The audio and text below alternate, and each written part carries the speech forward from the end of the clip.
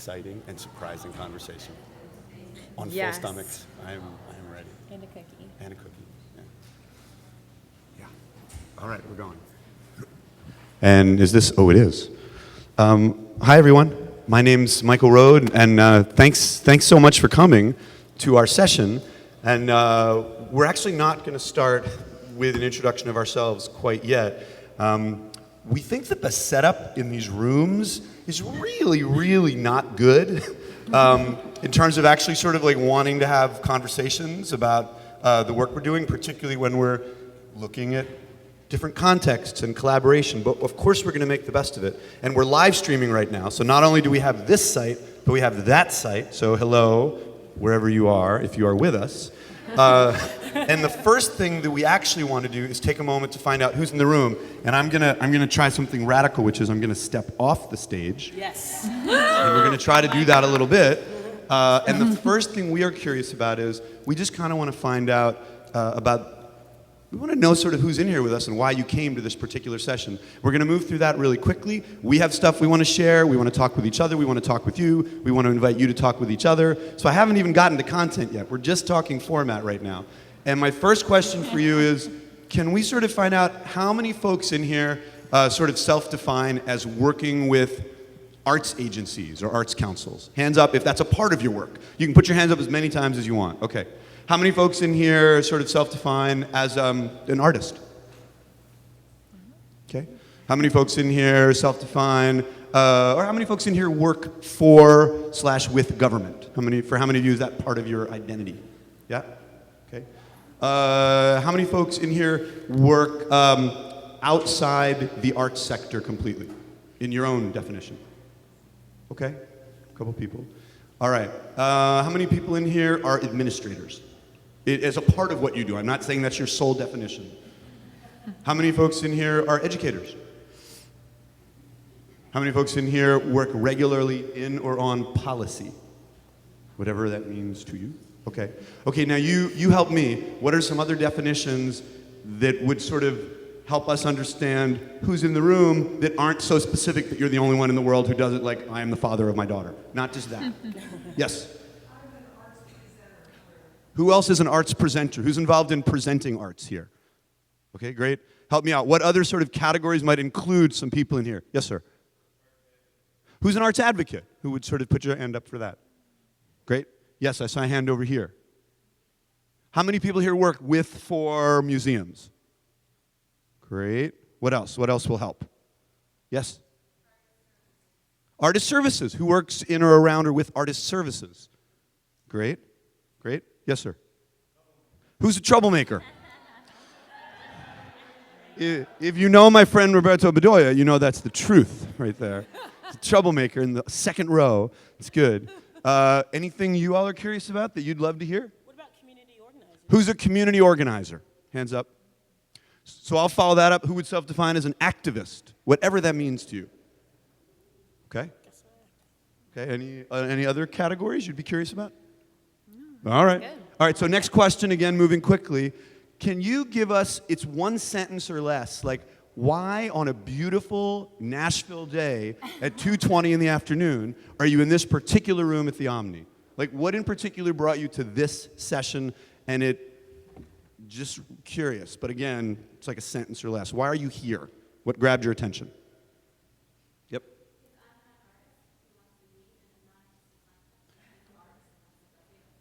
Great. You are a non-artist who wants to be who is in a non-artistic context and wants to be engaged in the arts in that context. Great. Thank you. Yes? You have to place artists in non-artistic context. And you'll see we tried to complicate the topic that we were given. We're not satisfied with the way it was framed, so we're trying to think about that in a slightly more complicated way. Yes, sir? You're an artist looking to be placed. Nice. You can place yourself, but we're going to talk about all that. Yeah. Yes, sir.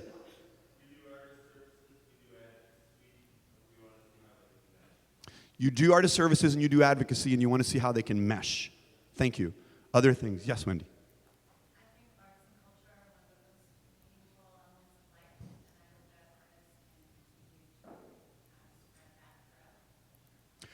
She believes that arts and culture are some of the most meaningful aspects of life, and she hopes, I'm talking to them, I apologize, and she hopes that the arts can help spread that. That artists can continue to be embedded into the fabric of society. Thank you. Yes?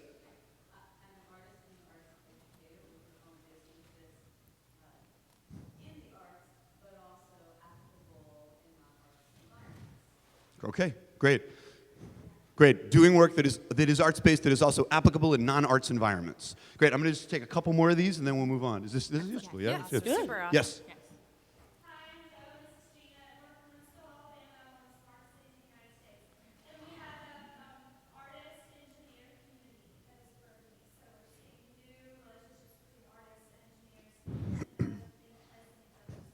Nice. Thank you. Thank you. Yes.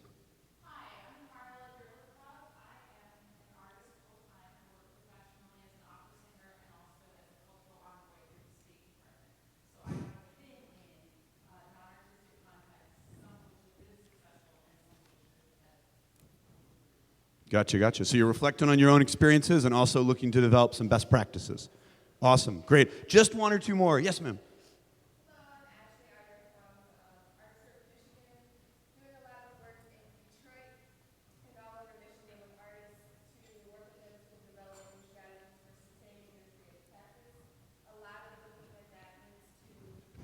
Keep it short. Keep it super short.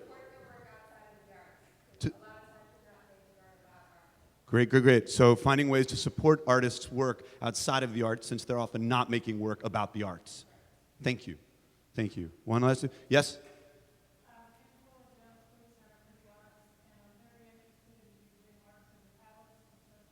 Arts is a catalyst for social change. Great.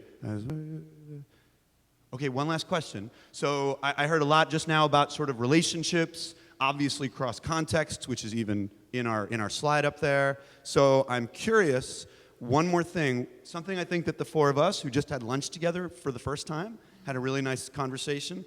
We skipped all the long planning phone calls and just thought we would eat together and sort of talk about this in detail, which we did. And we all found that something we were talking about a lot, or some, was defining success and expectations up front. And so I think that's going to riff through our work together a little bit. But I have a question for you just before we head up here. And that question is, you came to this conference. Some of you live in Nashville. Some of you live far away. So for some of you, you woke up in your own bed this morning and you'll leave in an hour. Some of you are far from home.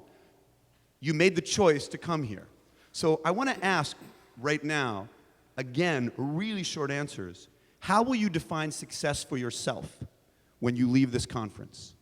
What will tell you that you have either succeeded or not in terms of your own goals for your time at this event? And I'm going to stop you after like a sentence and a half, so it's really short. Yeah. If I can take one idea back with me that will make my life easier. If I can make a couple new connections. Great. What else? Yes, sir. Increasing revenue. Great. Yes. Having strategies that you can implement that will make your programs more successful. Great. These are great and different, which is wonderful. A new way of looking at the work that you already do. Great. Yes.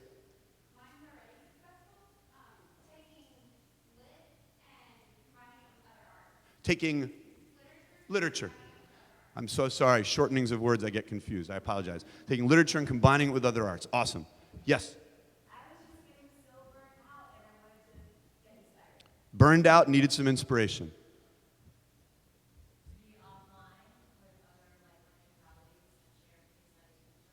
To be offline with like-minded colleagues and share case studies with them and other ideas. We're okay that you're online, but she's happy to be offline. Yeah. Any other thoughts? Yes.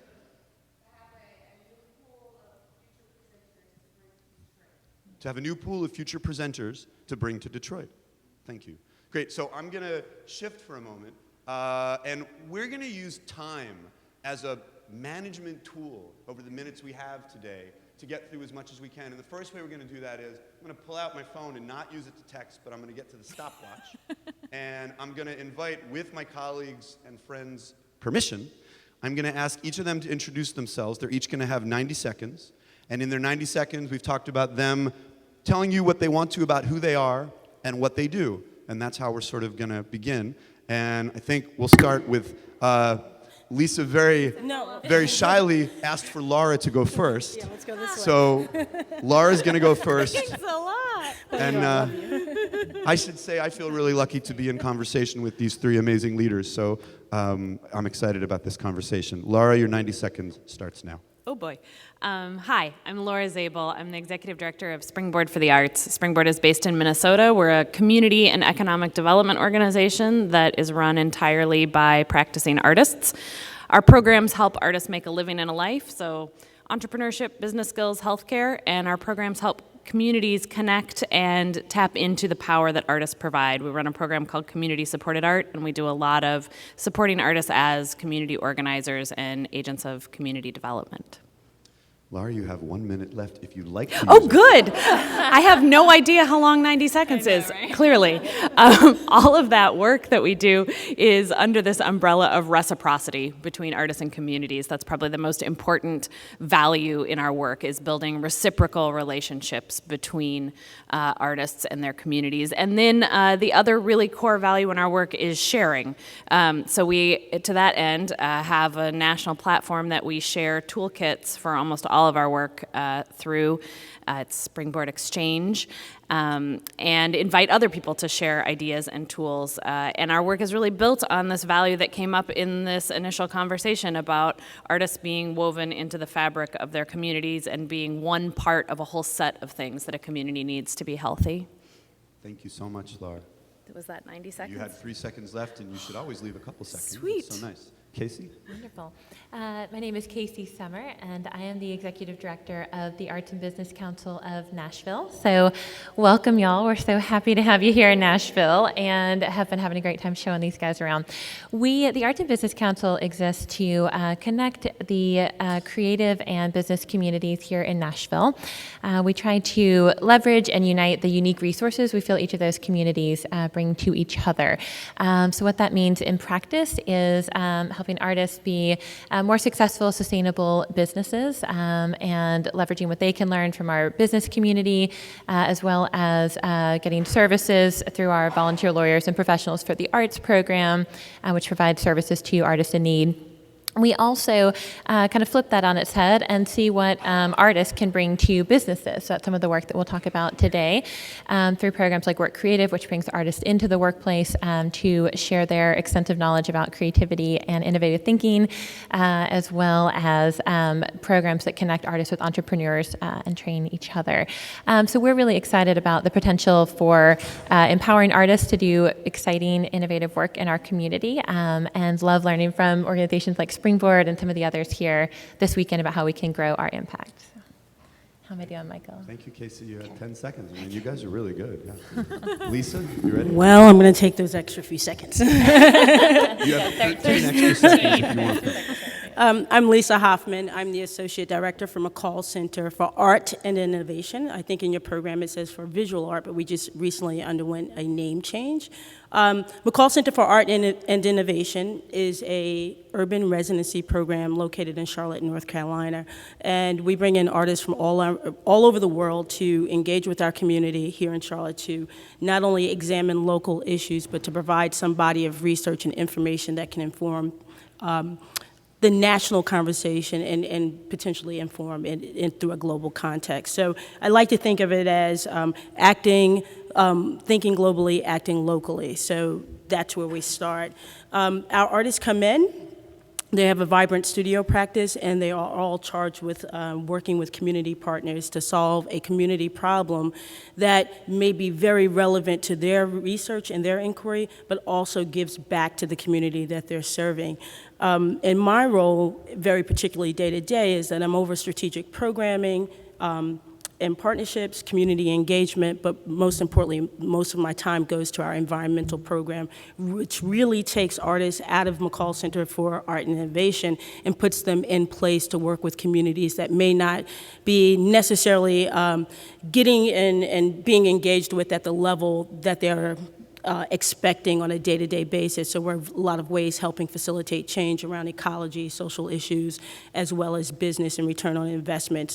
So really committing to the vibrancy of those areas and places. So that's a little bit about us. That was perfect. Thank you, Lisa. All right. Okay, so I'm gonna give Laura this for me because I'll go real quick. So I'm gonna be brief and I'm gonna moderate today. And sometimes I'll jump into the round robin, but often not, and really yield to these three amazing folks.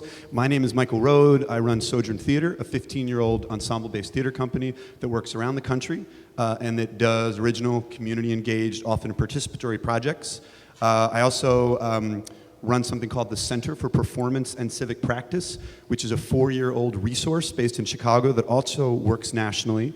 We have several different programs, and our focus is on demonstrating and supporting the capacity of the arts to build civic capacity. And I'll probably talk a little bit about some of our projects as we go through this session. We're working with city government. We work with not-for-profits. We work with artists and arts organizations. And a lot of our work is, again, about partnerships in non-arts sectors and how the artists can be deployed and create practice in service to the needs of non-arts partners, particularly around coalition building, problem solving, and community development. That said, I'm going to turn back to Well done. Oh, good. Yeah. Thank you. See? So now, I've got sort of a couple questions to start with them, and then we're going to turn out to you. But really, the first thing I want to ask is, we feel like there's a lot of ideas and skill sets and capacities around partnership work, but we also feel like that can get kind of dry and be, it can start to feel removed from the actual work. So we wanted to make sure that we started with a couple examples. So each person up here is going to take about a minute and a half or two and give sort of an example from their own experience of this artists in non-artistic contexts. So maybe less an idea explanation and more, here's an example of this. However they want to sort of talk about it or complicate it. And then at the end of that, we'll pull out a couple themes. You with us so far? Are we okay, context-wise? Yeah? I see some nods, I see some not. Okay. I see no sleep, though, which is good. Okay. It's post-lunch. This is the hard slot, I think. All right. So why don't we start, Lisa, with you this time? Is that Sure, okay? that's fine. Okay. So 2 minutes for a sort of example that you'd like to share around this arts in non-arts context starts now. Yes. So currently I'm working on a project just north of Uptown Charlotte in a community called Bright Walk. Bright Walk is a new development that's being constructed, and it was formerly known as Historic Double Oaks, which was a mid-income African-American community probably about 30, 40 years ago, and some urban blight set in. The reputation of the area changed, and it became less known for what it was doing in terms of contributing to the local economy, but became known for as being the heroin capital of the Carolinas. There were issues such as drug trafficking, obviously there was crime, high crime rate, human trafficking, but also there was a number of environmental issues that existed in this particular place.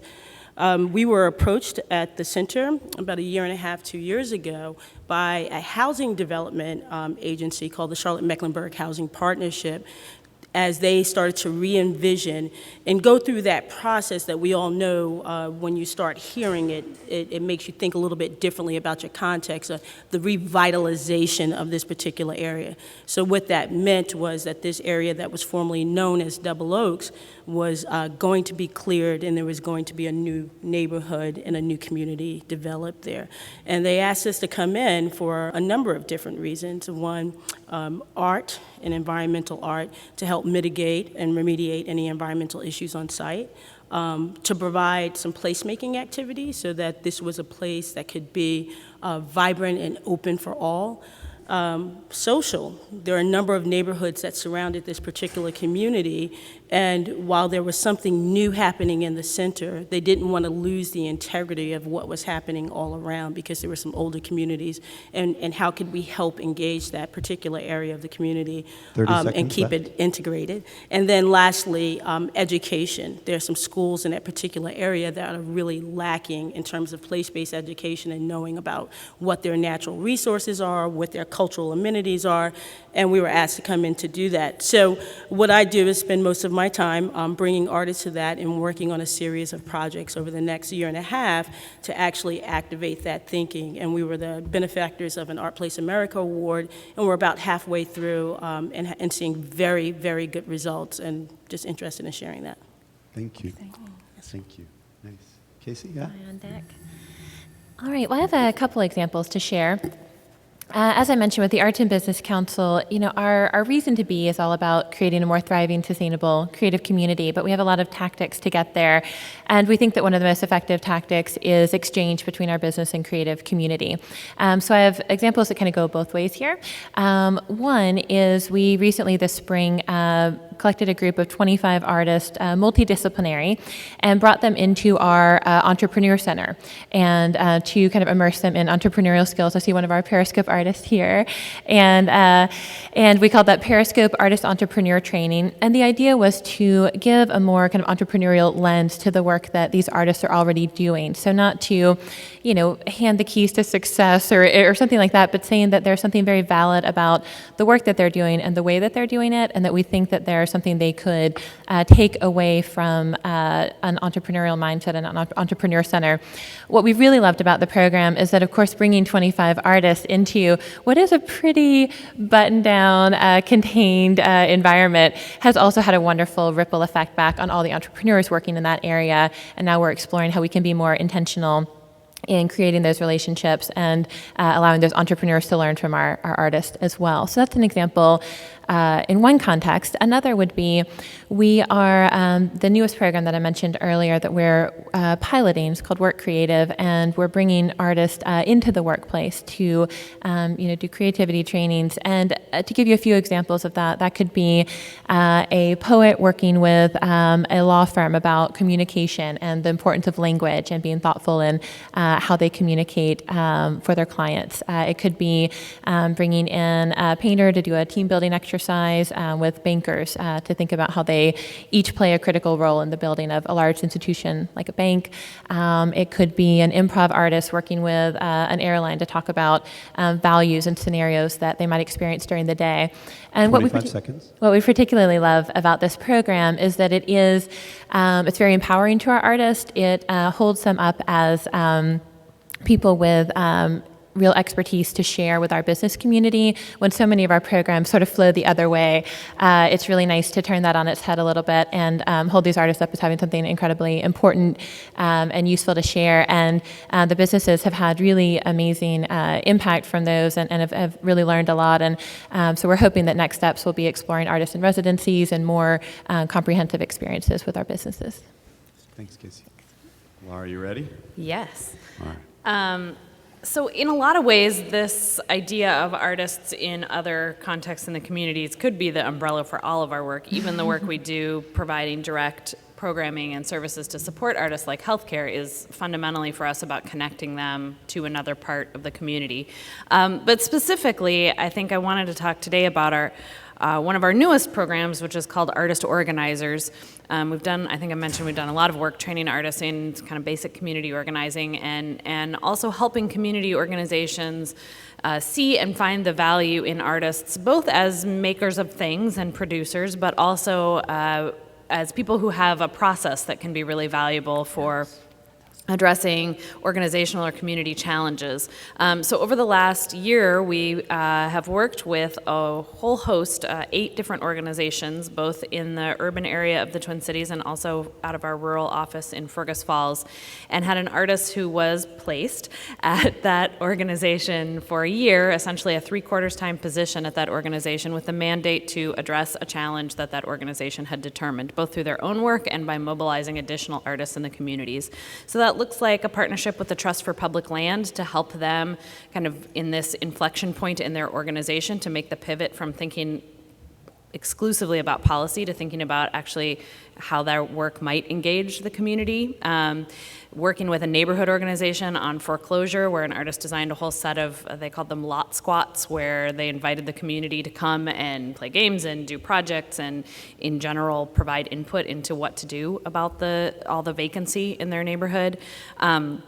a project with the Partnership for Health, which is a public health advocacy agency, to help them think through issues of obesity and diabetes rates in rural communities and how they might promote better bike and walk ped lanes even in small communities. And then a number of partnerships with developers, including both a for-profit and a nonprofit developer, to help them both really think through this issue in housing development of how do you animate space during the pre-development. So once a development site has been determined, there's this very long period where it's just sort of fallow and there's no momentum. And so artists really worked with them to engage people, get people onto the site, and provide a sense of momentum for them. So those are just some examples of how I think artists can bring a different way of looking at things, a way of seeing the opportunity and the challenge, a way of thinking differently about some of the most, what we found, really intractable challenges that these organizations are dealing with. Thank you. Hey, okay, so I want to come away from here for a moment, and following those sort of specific examples that they shared, there's 3 words / ideas that were kind of in the descriptions of this session that we, not up there, well, I guess 2 of the 3 words are up there, that we kind of feel like are worth unpacking a little bit, rather than just sort of assume we all think they mean the same things. So to do that, what I'm going to do is I'm going to ask you just to help me popcorn responses to a first word, and then I'm going to turn to them and give each of our, I don't know what to call you right now, speakers, leaders, awesome people. Panelists. What, panelists. All right, quote unquote panelists. We'll give each of them 45 seconds to both listen to you and then complicate that word or idea in a way that hopefully can help us dive into the conversation a little deeper and deeper. Here's the first word, local. So what's the word local mean to you? Words or phrases, no more than words or phrases. Community. What else? Local. City. Say again? Homegrown. Grassroots. Close. Neighborhood. Regional. Pride. What else? Local. Belonging. Cooperative. 15 minutes or less. Very specific. Awesome. What else? Any other? One or a couple more? What does local mean to you? When you hear the term, what does it tell you? No. Say again? No. No. Tells you no. Great. Walkable. Say again? No. Home. Walkable. Nearby. Okay. So now I'm going to turn up here and I'm going to ask you, we'll go this way this time. Laura, just whatever you want to share with us in 45 seconds or less, like how do you want to sort of introduce or complicate the idea of local? Local is really important to us. It's kind of a core value in our work, particularly the idea of local artists, I think for 2 reasons. One is authenticity. We're interested in doing this work in a way that reflects and supports the neighborhoods and the places in which we work based on what's actually already there, and not as sort of importing a voice from someplace else. The other is that our measure of success is in building the relationships that last within a community, so increasing the social capital within a community, which is really hard to do if the artist who's involved in that relationship doesn't live there. So the way we define local is that the artists we work with on these types of projects have to live, work, or have a significant relationship with the neighborhood already. Time. Very nice. Thanks. Casey? When I think about local, I think about the elements that are unique or specific to our community. And so I think in a lot of the programming we operate, and being an arts and business council is something that there is kind of a national model for. We have sister organizations.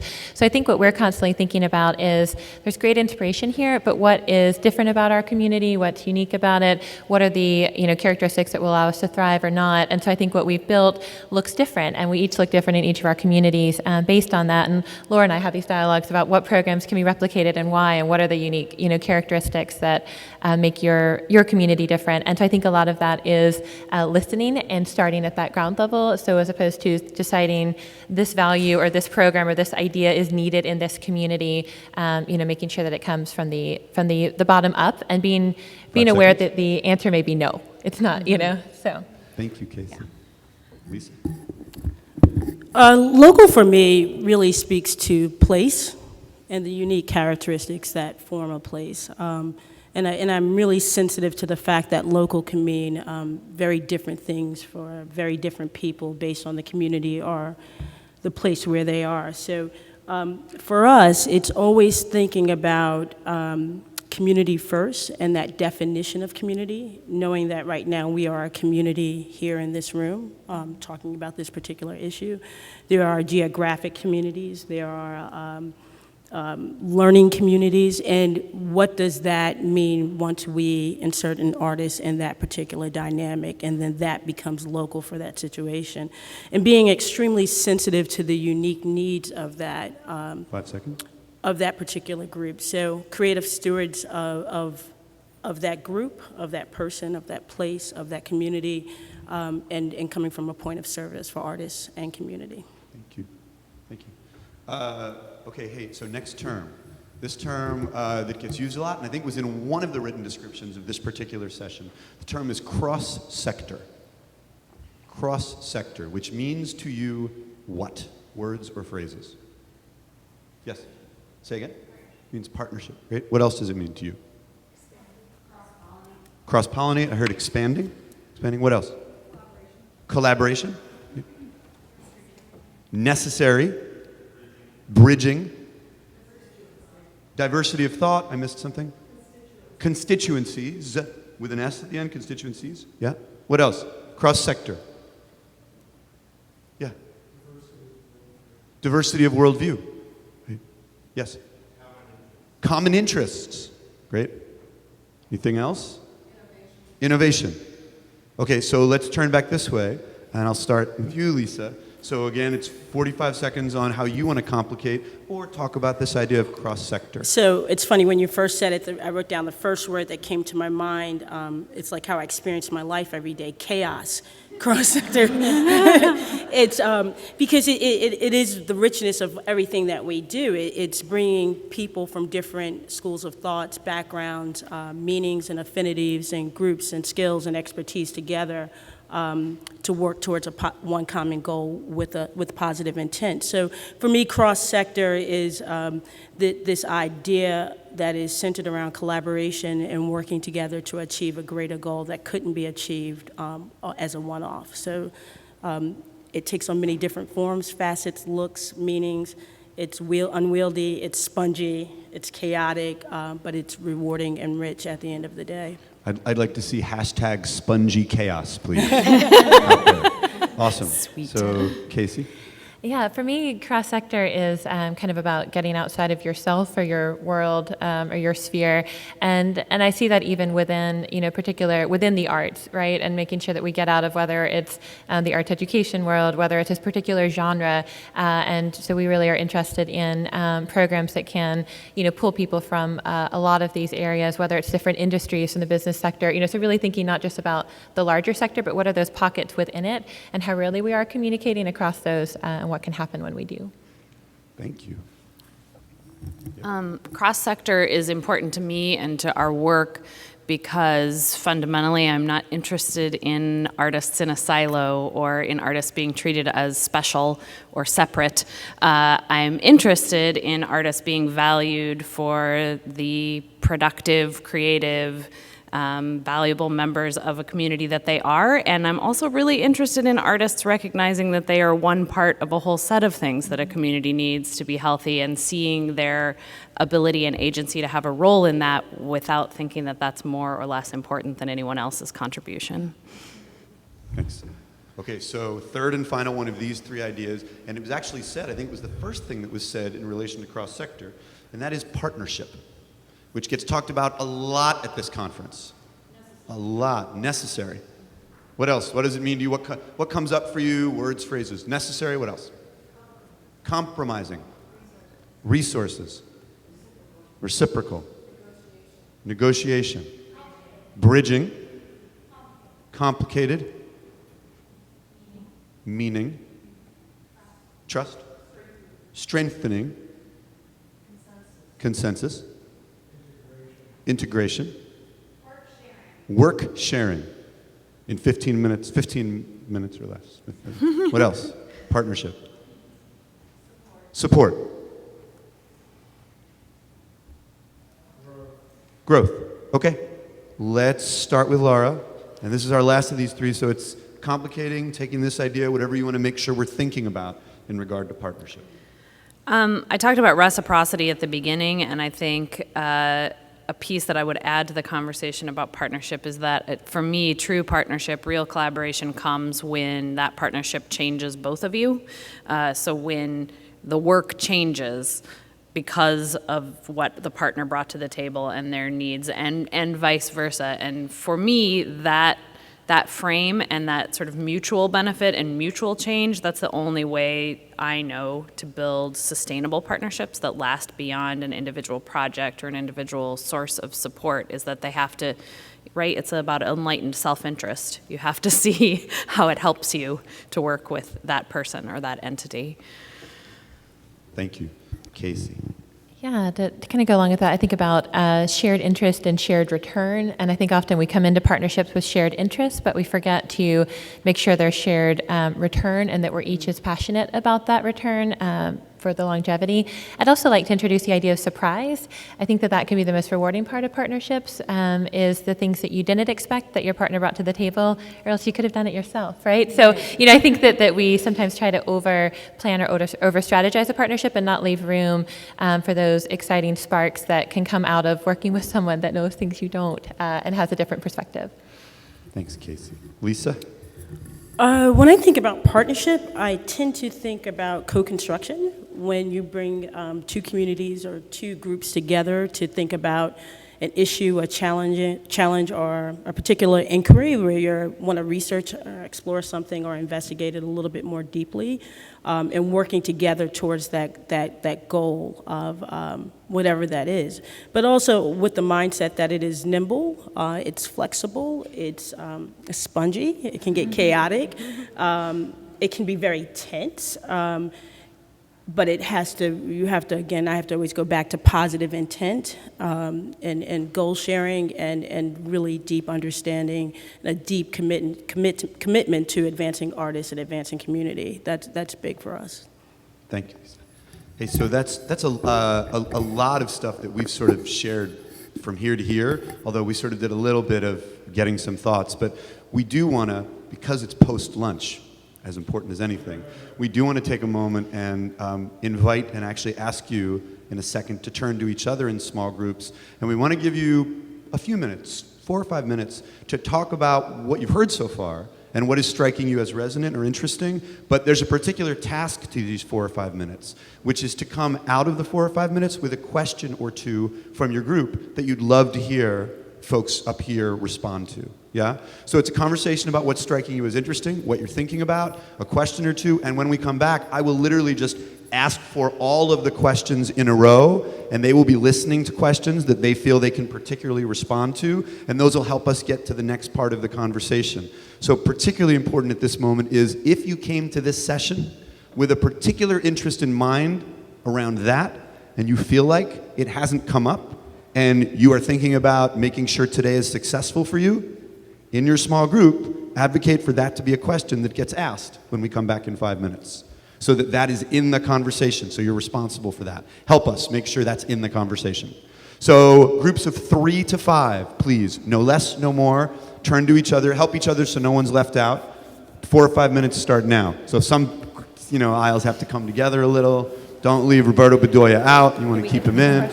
Folks at home, this is a great time to get something to drink.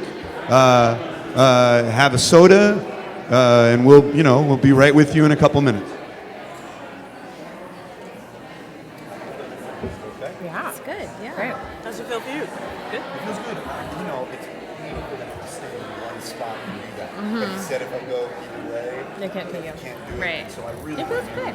It feels dynamic. I like it. Yeah, I think it feels fast and like it has some energy to it, which is good. Yeah. Well, and just in general, like the format can be so, even if it's interesting content. Yeah, I do. It makes me a little nervous, But but it's actually, I find that exciting. Yeah. Everybody's got some stakes in completing their idea. right. Yeah, it does make you more thoughtful. Yes, definitely. But I'm hoping that, you just mentioned surprise, which I think is so great, because hopefully we'll all listen to these questions, and maybe you'll hear the questions that you can obviously respond to,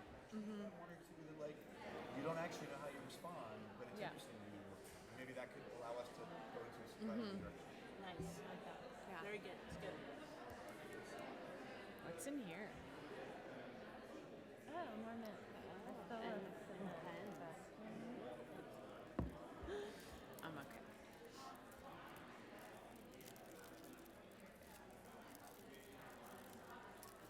I'm about making a bolt for the water, but I don't know if that would throw people. Oh, she left. She got angry. Throw me out. Can't deal with this feedback. I think you should have to start this time. I kept thinking you were just going to come to me first. I was like, I'm like in my seat in the middle here. Although sometimes, yeah, it can be both, you know. Right. But go ahead. I would say first and last are definitely the worst. So I feel a little spoiled right now. You know, by last you're looking for fresh ideas. Right. By first you're on the spot. Right. You might take us Every down time a when I go rabbit hole. first and then you guys talk, I'm like, oh, yeah, that. I wish that's what I meant. That thing. Are the mics? Mike's live. Yeah, they're on the road. Hello. There's two people watching home. One of them I believe is watching. The other one is probably my husband, so it's very likely. Right. That's awesome. I was wondering who watches these things. Apparently Right. nobody. And sometimes most of these sessions have been 2 or 3 people. The general plenary you have 20 people. So I think they just It's hard on Maybe if I'm at work at my desk, I might be able to see it on Twitter and be like, okay, well, maybe I'll play that while I'm doing some other things, but not on a Saturday afternoon. You know what I'd like to do? Watch a live stream of a conflict. Exactly. And my guess is if one of those was my husband, he's driving. I mean, as interested as he is, I know he has some other things to do this afternoon. So. No, not with the kids. Will it be recorded and replayed later? I'd love to share this later. Yeah. Yeah, let's share more. Lori. We have a group of 6 over here. They are talking. And only one person left, and they said they were going to have to talk to each other. That's amazing. You seem like an invested group.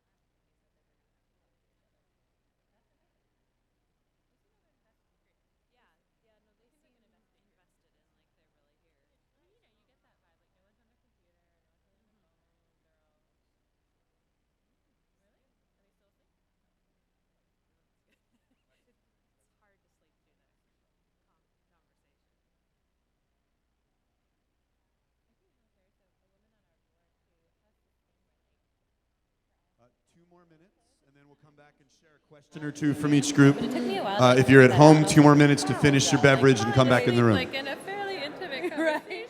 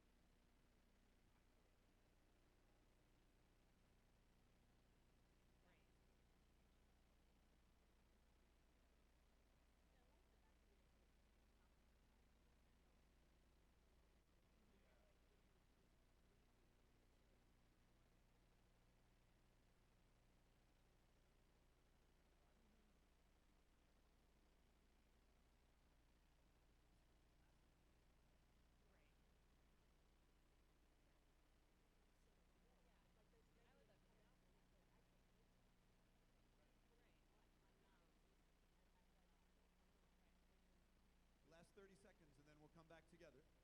So a question or two to bring back.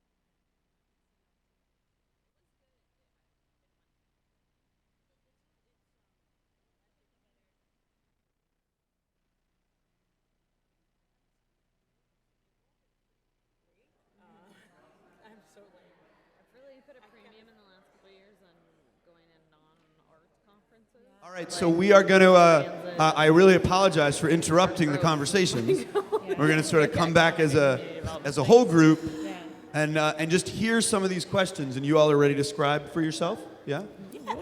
Grab whatever you think you want to work with. So I'm just going to go around and ask you to help me, and we'll sort of try to quickly hear these questions. And I would suggest, because obviously today's conversation in here is a point in a larger conversation we're all involved in.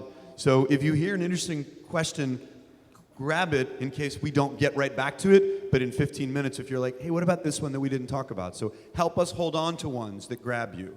I'll start right here. What's a question or two you have right here? I'm going to repeat them because I was told this is the best way to them. Sorry. Yeah.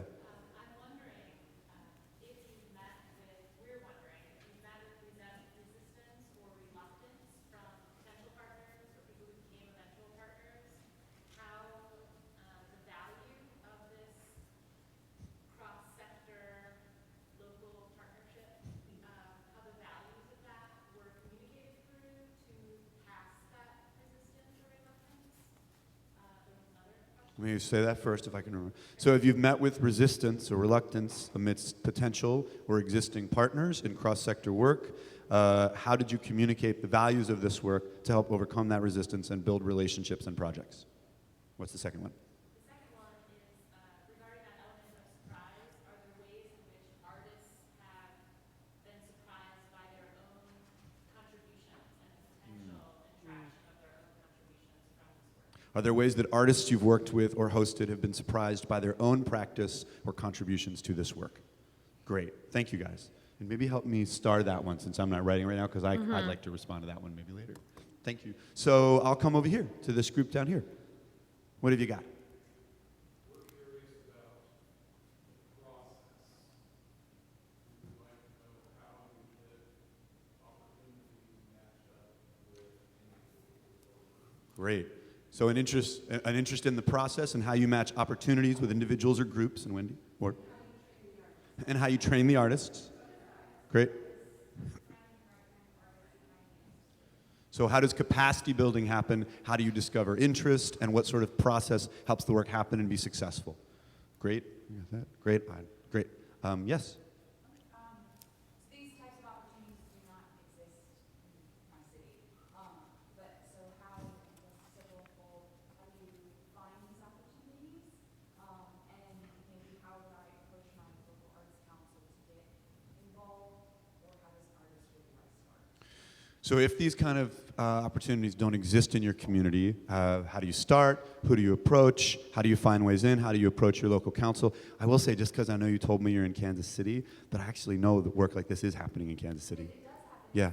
Sometimes it's really exclusive. Yes. Contact the artists they know. Yes. How do you build networks of practice and open networks? Thank you. Great question. I'll come to this group here. Yeah?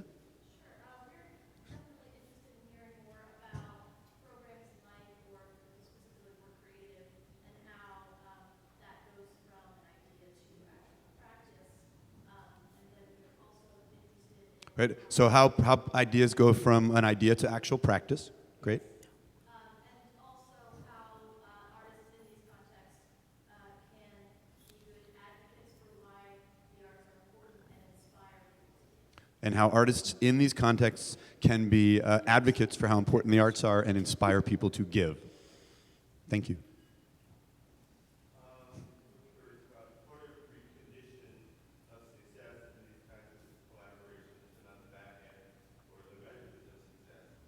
What are the preconditions for success in these, and what are the measures of success on the back end?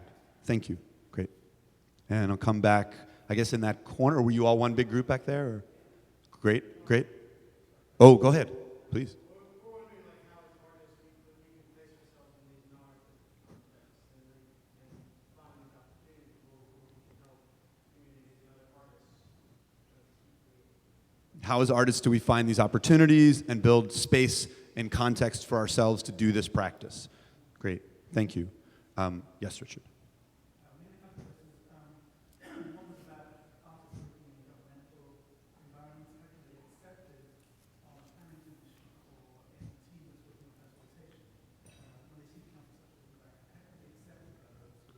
Great. So not actually just getting in, but being accepted by the individuals on the planning commission or in a governmental context as a valid member of the team.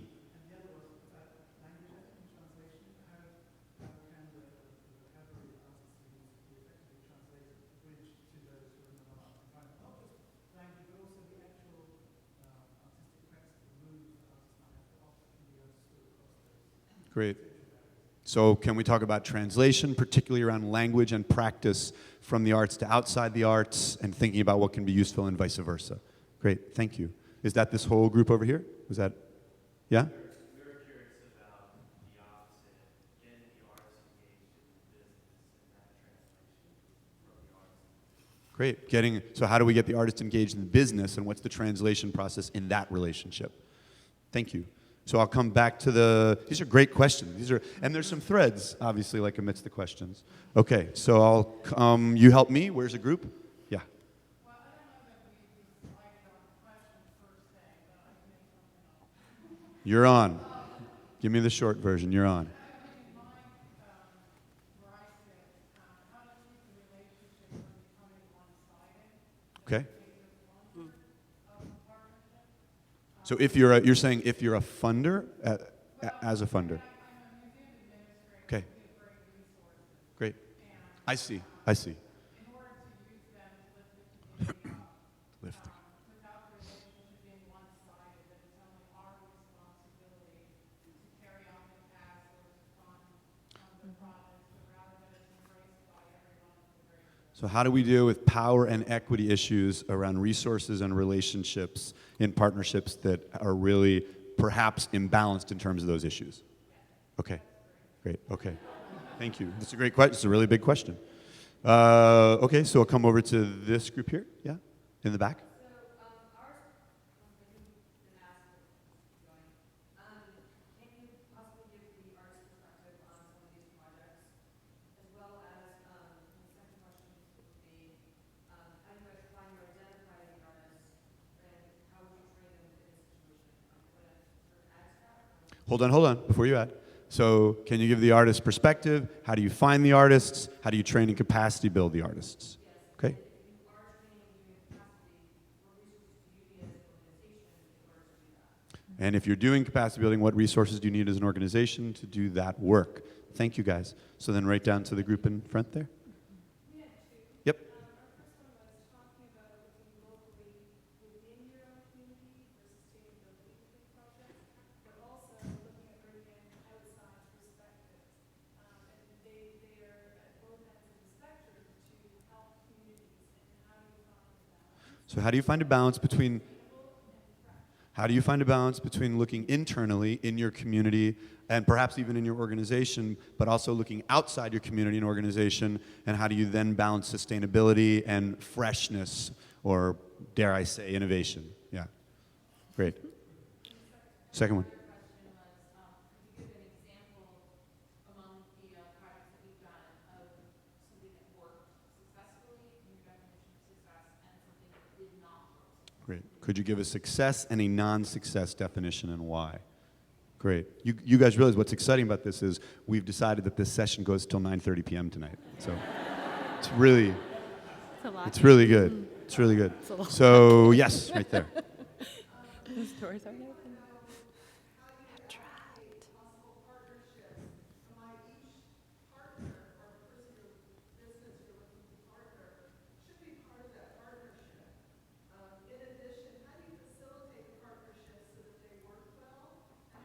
Hold on. So the first one was, how do you advocate for a partnership? Yeah. And the second one, help me out. Right. How do you facilitate the partnership so it works well? And then how do you help them develop, or do you develop how do you develop the end goals of that partnership? Great. So everybody buys in. Great. How do you develop goals together so there's shared investment and shared buy-in? Great. Thank you. I'll come this way. Yeah? Great. Help me. Is this a group here, or have you guys all been accounted for? Yes? Right here? Alyssa? Is that you?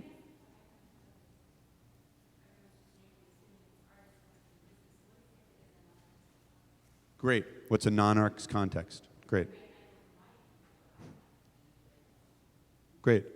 So if we're talking cross-sector, what is the sector that isn't the arts? That's what you're asking. Great.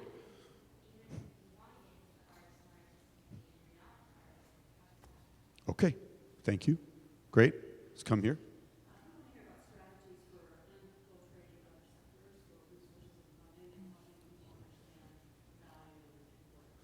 Strategy of infiltrating other sectors for funding and resources and helping people understand the value of it. Yep, helping them understand the values and the value and importance of it and the why. Great. Great. And there was here, yeah, right here. Was that already covered? Okay, great. So here.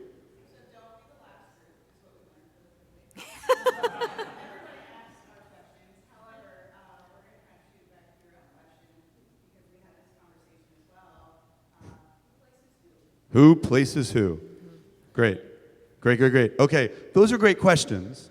So here's what I'm going to propose. Here's what I need. I don't want to lose you, so I want to ask, if you're willing, I want to ask for 60 seconds so that the four of us can put our heads together on the threads we hear coming out, and they can think about which ones they want to respond to. It's not a break, because we only have like a half an hour left. So we're going to take 60 seconds. I'll keep us on time, and then we're going to start in with some responses that can hopefully lead to more conversation, okay?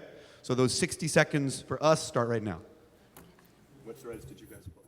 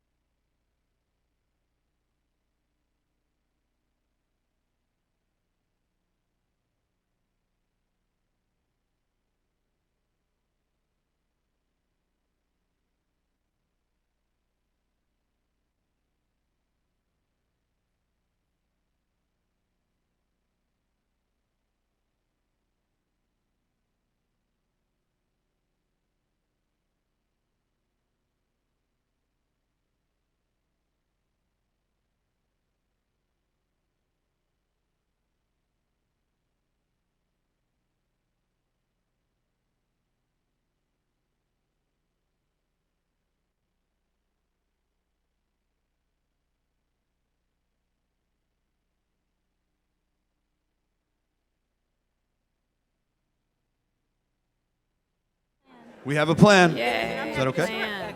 Oh, that's awesome, Lisa. All right, let me set them up.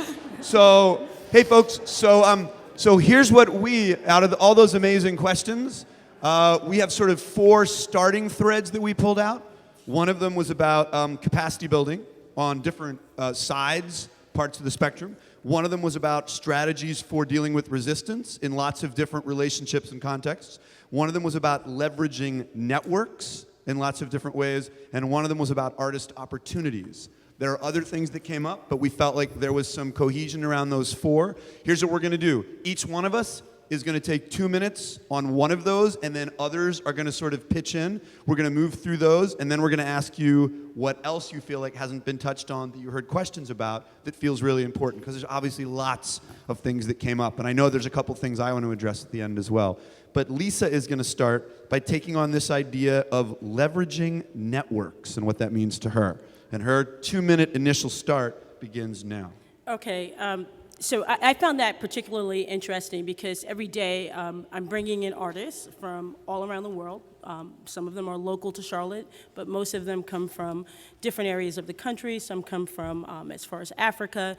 And we are engaging in these rather complex projects that involve a certain amount of infrastructure, that involve community building, that involve the whole artistic excellence. It requires us to put the artist forward, and we want the artist to feel empowered and embraced. And we have to have a lot of trust within that. So within our organization, we've started a model of engagement called affinity groups. And these affinity groups, for each of, we have these this great strategic model called the spheres of impact. And I'm speaking specifically about the environment right now, where we bring together groups or individuals from throughout our community. That may be anyone from an engineer, it may be a government official, it may be an educator, it may be a representative from the local university, it could be a community member, but we're bringing all of these folks together in the room and providing them a way, an introduction and an entry point into this inquiry that we're leading with the artists and facilitating between artists and community, but then leveraging that group of people to help be the extra external fingers into the community so that they can be successful.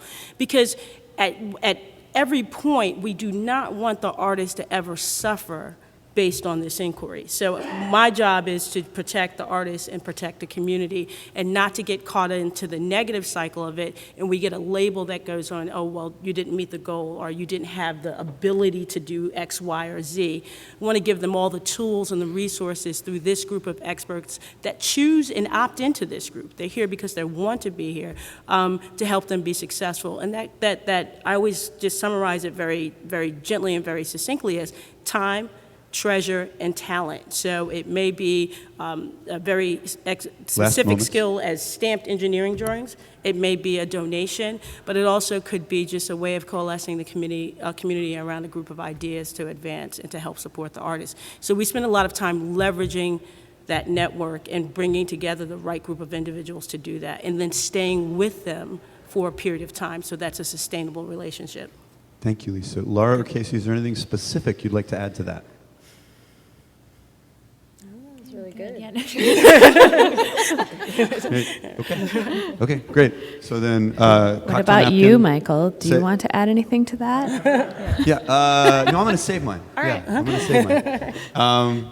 Laura, do you want to talk a little bit about strategizing around resistance? Yeah, so this question of partnership and developing partnerships, and there were several sort of pieces of questions that were about how do you kind of advocate for the value, how do you make the case, and one thing that I think is important to say is that actually in our work, we haven't come across a lot of that, like you might expect, initial resistance to the idea, and actually quite the opposite. Part of why we created these programs is that people were calling us, community organizations, neighborhood organizations, developers were calling us and saying, we have this big project or this big challenge, and we think we should probably be working with an artist, or someone says we should work with an artist, and we would say, yes, you should.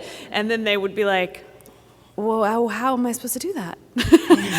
Where would I find them? How much do I pay them? How do I pick? And it kind of opened our eyes to this idea that there just aren't mechanisms, there aren't systems, that it isn't so much a lack of will or interest or demand, but there isn't a way to plug into that community and say, aha, here's how I know how to work with an artist. And in fact, there's a lot of barriers and fear and kind of intimidation about like, what if I pick the wrong person, or what if I don't know what art is, or all of that.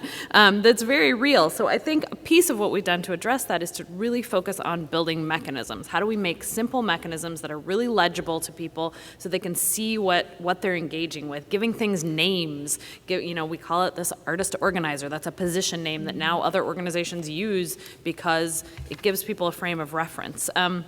The other thing I think that's been tremendously useful to us is just showing up other places. I individually spend an enormous amount of my time going to transit conferences and community development conferences and joining groups like the Metro Consortium of Community Developers, and that helps us learn the languages. And it also really feeds me and our work. But I think learning those other languages, minimizing our own kind of arty language, I don't use words like aesthetics and charrette and all of these words, this vocabulary that maybe is shorthand in our community, but doesn't mean a lot in other 15 seconds places. Unless you say charrette again. Charrette. I hate that word, actually. I'm on a one-person crusade to eliminate that word 15 seconds. from all vocabularies. And then the last thing that I really wanted to say about creating shared value is that I think it's really important to document that shared value on both sides of the equation, including things that aren't financial. So particularly when you have kind of a lopsided relationship where one person has a bigger organization or you're working with a community group, really understanding and valuing what other people are bringing to the table. And then the very last thing I wanted to say is I am totally not above paying people to be my friend. If there's a particular group in the community that we really want to work with or we really feel like is important in the project and they're interested but they're not quite on board yet, I will just pay them to show up. And then I'm counting on the fact that the experience is going to be valuable enough that they're going to want to continue to work together, and that quite often happens. But I think sometimes we don't talk about those other ways of getting people to participate. I think we're going to move on from that. Before we get, I've paid Michael to be my friend, in That's fact. That's right. It's been years. I think I do want to add that you touched on that translation issue that Richard brought up from his group back there, and certainly that's, I think, a crucial issue in this kind of work in the field and across fields, and I'm going to talk about that in a moment in artist opportunities. But I'm just glad that's coming up. I think, we talked about these ideas of translation, co-design, and hosting being really significant elements around how these kind of relationships build and how practice builds. So I'm just kind of hearing those things and wanting to highlight them a little bit. So Casey, I think we're going on to capacity building right now with you, and then we'll shift. All right. So much I could say here. But so I want to talk a little bit of process. I hear people asking kind of specific questions. And I can just give a few examples. People were asking about training. So in preparing artists to work in contexts that they didn't learn how to work in art school or that may not come naturally, I do think training is a key component. And I think that is one of these areas where we can leverage other industries as well. So whether we're training artists to work with businesses, well, there are people who do this. There are corporate trainers. There are people who do this. So, finding some of that language that we can bring into so that the artists aren't kind of starting from scratch or inventing this. I think in the same way that Springboard has done an excellent job using community organizers to train artists, right? There is a vocabulary. There's an established kind of concept for this. So I think that the training piece is important to set the artist up for success. And I think that can also be an access point for artists, which you can talk about a little bit more as well, that many artists may come to us for training that they hope will make them a better business and more likely to sustain their career. But then we also can put opportunities in front of them that are more working cross-sector or community opportunities or working in a business that may be unexpected or not what they came to us for, but now they're better prepared to do that. And in that training, I do think also involving artists as translators as much as possible. So while it's well and good to have an entrepreneurial mindset, making sure that at some point you have an artist kind of translating what that means in the artistic context. On the match, I can just share a specific example of how we do that. I'm sure we all do that differently, and maybe people can chime in. But particularly the work that we do with businesses, it's very one-on-one and nuanced. So we meet with the business, we ask them what their goals are, what their challenges are as an organization, what they hope to address with this process. And we do that partly so that we hope they will be thinking of artists as solutions to those challenges and not just as something fun that they might do for, sure it's team building, sure it's fun, but that they'll be, that they start to think of it a little bit differently. And then we go back to the artists and ask them for proposals to address that. So one of the things that we've learned in this program is not giving our artists the opportunity, I think, to be as creative and brilliant as they are. And so not trying to come up with a solution ourselves, but making sure that the artists are the ones creating those solutions. And then we can bring back varied ideas to the company. And sometimes even pairing artists with people with more experience so that they can start to get a track record of working in a business or doing this type of work. Thanks, Casey. Okay, so I'm gonna try to build a bridge around capacity building and artist opportunities, and I'm going to do a little bit of a quick thing here. So right in the light. So my thing is talking about engaged practice that happens when artists are in community, and I think about 3 bodies of practice, and that's going to lead me into this artist opportunity and capacity building thing. I talk about studio practice, artists making stuff for others to see or experience. Social practice, which exists as a field, but which is being redefined a lot as being artists are making work that necessitates other partners for them to accomplish the goals of their work and to accomplish some level of social impact beyond, at times, the goals of the studio practice artist. Civic practice, which is a newer term in the field across disciplines, which refers to projects that are arts-based and that engage non-arts partners not to help an artist realize their vision, but to work towards the self-defined needs of the non-arts partner. So in other words, in civic practice work, the artist is actually working consciously in service to the needs of the municipal agency, the not-for-profit, the social service, the business, the health department, whatever it is. So the center I started, the Center for Performance and Civic Practice, specifically is doing capacity building around the country on that third area of work. And I should say that it's not that there are walls, that's a spectrum of work. Lots of artists go back and forth on that spectrum in their bodies of work and even on individual projects at times. But I think as a sector, we have lost the intentional conversation around intentions. And we just start talking about partnership, engagement, and building audiences. And I actually think that what's very, very important is to be thoughtful about, on a particular project and in a particular relationship, why is an artist and a non-arts partner working together? How are they defining success? What are the goals? And particularly if we're looking at community building and community development and problem solving and coalition building and other kinds of community building work, it is very appropriate and at times important to distinguish when an artist happens to be engaging with a hope for some social impact and when an artist is in service to the needs that they have discovered in dialogue, not because they assume they understand the needs of a given partner or community. So it is based on an aesthetic of relationship and dialogue.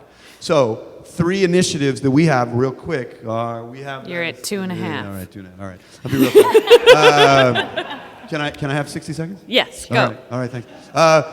In Chicago, this is speaking, you're standing up right now, but this is for you, artist opportunity. But that's okay.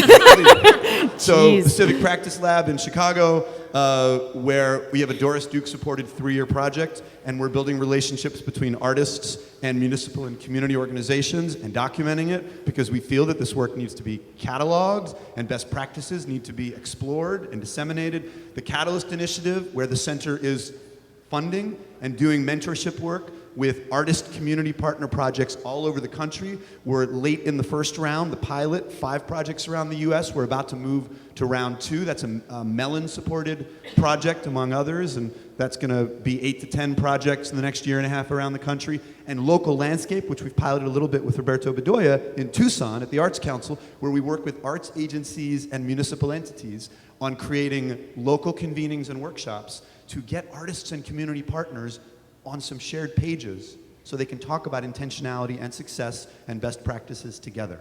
I think artist opportunities involve thinking about civic practice work the way that we have for decades thought about arts and education work. It's just a slightly different, but very specifically different kind of prong. It's not just focused at young people.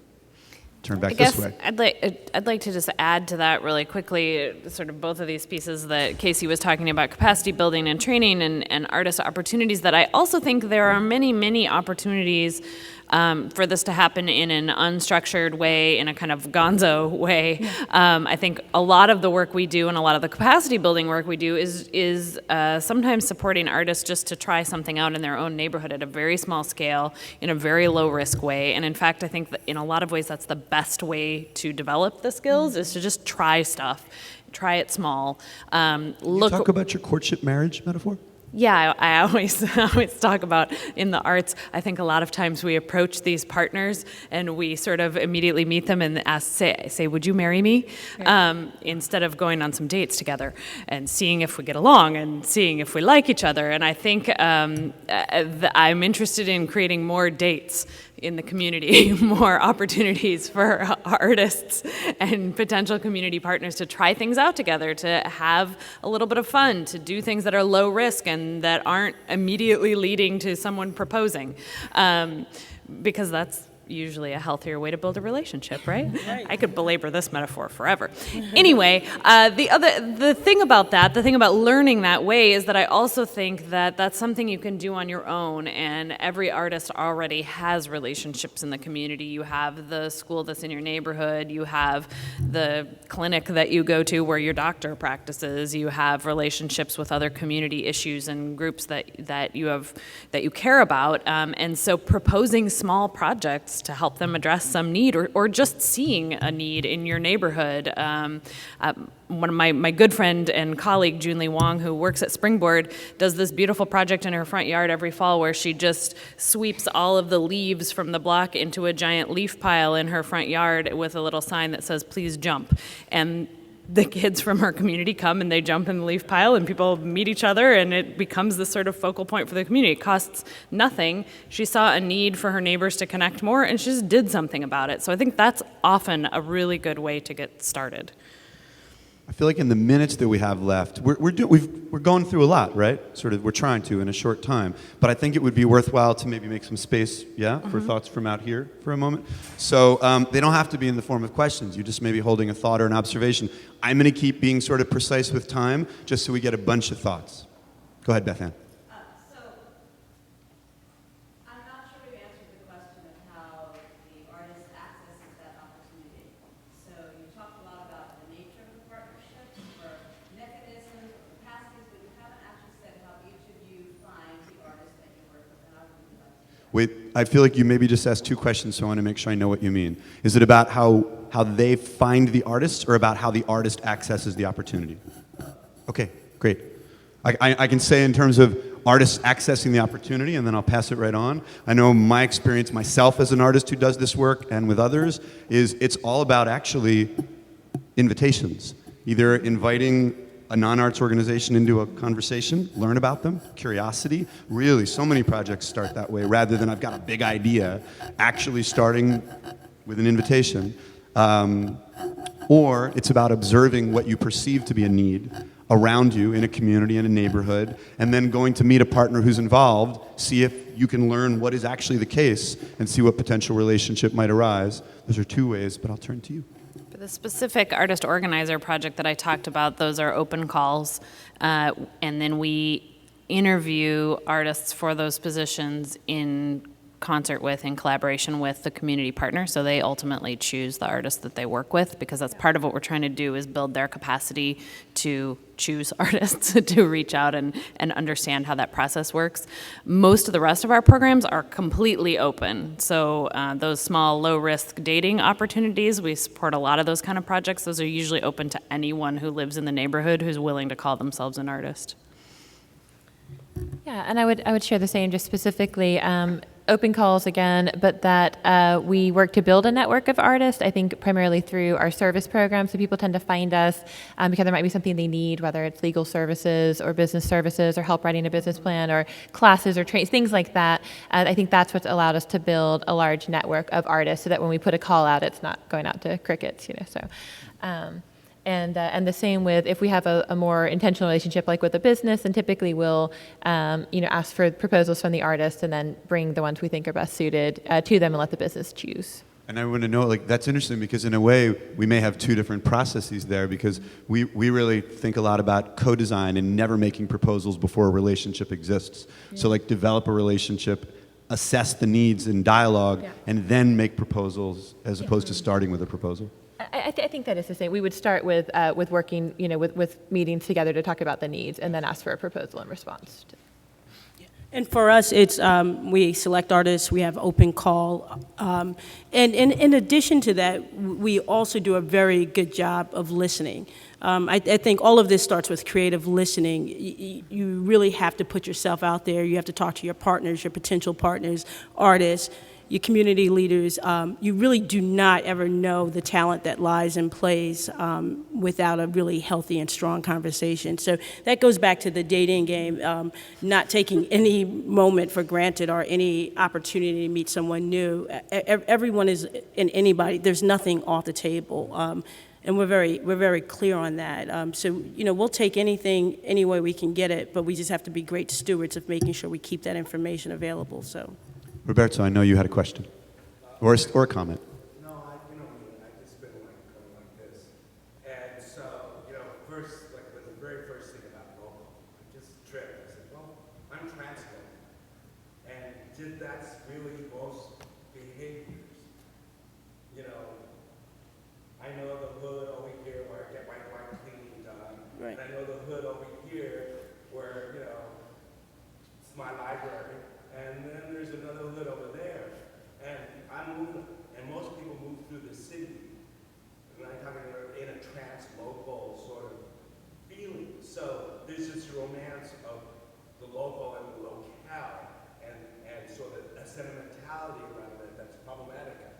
So that's just that commentary. When I see this thing placing artists in non-artistic context, everything is an artistic context. The hospital's a fucking artistic context. Churches. So then that's sort of like we get stuck up here seeing that this is a non-art context. That's a barrier that we need to erase that language in our talking about context and the way we work. And then where I really speak is sort of like three different things that run through my head that are key to partnerships. And you've heard these, Michael. The notion of concern, care, and imagination. Concern, care, and imagination as being important to partnerships. I said, you have a concern, you have a care, and you have belief in imagination. Let's talk about a partnership built on concern, care, and imagination. It's just like, because my artists are wonderful, but I don't want them to walk in and say, oh, save the poor people, save education, save the health of my broken neighborhood. But so when you're doing that partnership work, you say, okay, here are the things we want to think about in terms of impacts. And then we can maybe talk about how we might design something. If you're interested in this kind of work, Roberto's Arts Council, the Tucson Arts Council, came out with a recent publication called Place about their program. That's an amazing document and worth reading. And I know he has copies of it on him, and if not, you can go to their website, the Tucson Pima Arts Council, and it's really great and gets at ideas that we're talking about today in a really fantastic way. They don't know how to do it. Say that again? They don't really know how to do it. Oh yeah, and people don't know how to deal with Roberto. Saying that as well. Who does, Yeah. really? Yeah, but I do think it's interesting what you said about, because I don't know that any of us know what that means. It appeared in the program, non-artistic context, and honestly, I think I'm very comfortable talking about non-arts partners as partner entities that do not place arts at the center of their mission, which doesn't mean they're not creative or artistic, but like I get that language. I don't so much get that language, and you've been bringing it up, Alyssa, throughout the day, and I think it's interesting. Absolutely, I think he did too. Are there any other, we're very much sort of in our last 5 minutes, and I want to see what thoughts are here. Yeah. Earlier, Michael, you had talked about the spectrum of engaged practice. You talked about three of them. Yeah. And you made mention of the need for intentionality. I'd like to dig a little deeper into that. So that's important to me. With folks, asking you to speak to that. Does anyone want to speak to intentionality around this work? Well, that's really everything, right? I think being clear about your own intentions, understanding a partner or an individual artist or any of that, I think that's really at the core of what makes this work successful, is being clear about why you're doing it and really transparent about why you're doing it. And I think to Roberto's point too, for me, at least, it's very important that the work is not positioned or sort of coming from the place of saving or service even to community, that it is about these reciprocal relationships, and it is about how we might learn and do things together that might have a greater impact than anything any one of us could do on our own. But I think having those very clear, transparent, upfront conversations with a partner about intention, about needs and challenges and opportunities in their work, I think I can't imagine going forward into a partnership without those conversations. Casey or Lisa, thoughts? So I agree with you, and Roberto, I want to echo on that too, because I think we do tend to categorize this work by the sum a dysfunction of a particular area, or group, or community that we're working with. So we always lead off with, I even struggle with this, this community suffered urban blight and heroin, but, really do we talk about the vibrancy and vitality in place? And for me, it's coming from that sense of intention to always know that it's making the invisible visible and having partners that have that shared value at goal. So it's not, we know there are just wonderful outputs in terms of economic development and change in areas and place and perceptions and attitudes, but coming from that point of intention where it's about capturing that vibrancy and elevating that in a way that makes a community or an area better and recognized for what it is and for why it's great or why it's there, and just this whole idea about humanity. So that has to be the motivator.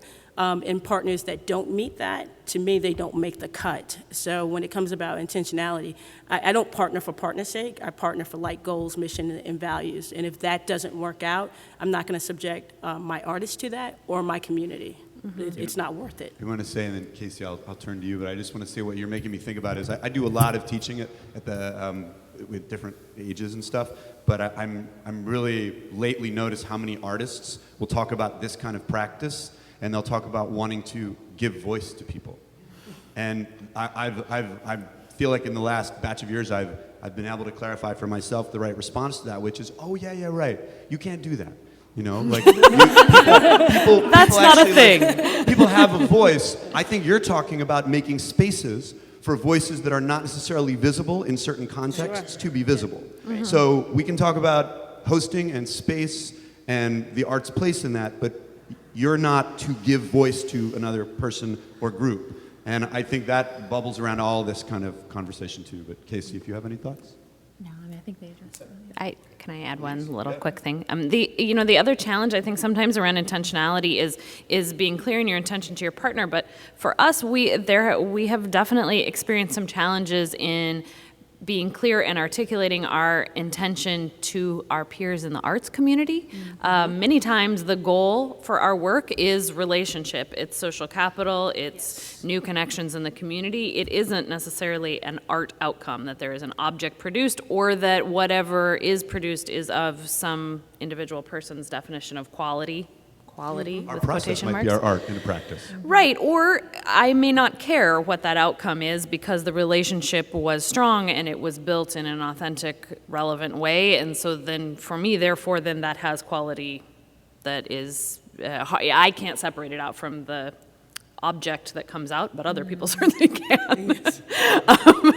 And so I think having those conversations even within your own organization or within your own project about what it is you're trying to create in the world, what your definition of success is, so that you can clearly articulate that across sectors, but also within our own sector.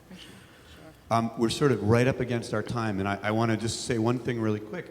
Are we all doing roundtables in the next thing, or who is and who isn't? I am. You are? Okay, so, and Lisa maybe will join us if she wants. Yeah. So, there's these roundtables. So, Casey, Laura, and I each, like from 4:15 to 5, and then 5 to 5:45, are like sitting at tables with a bunch of empty chairs if anybody wants to come chat. So if anybody wants to continue this conversation, join us, join any of our tables. Hopefully Lisa will visit one of our tables. Do that, and mostly just thank you so much for being in here for this session. And thanks to you guys. Thanks to the three of you. Thank you, Michael.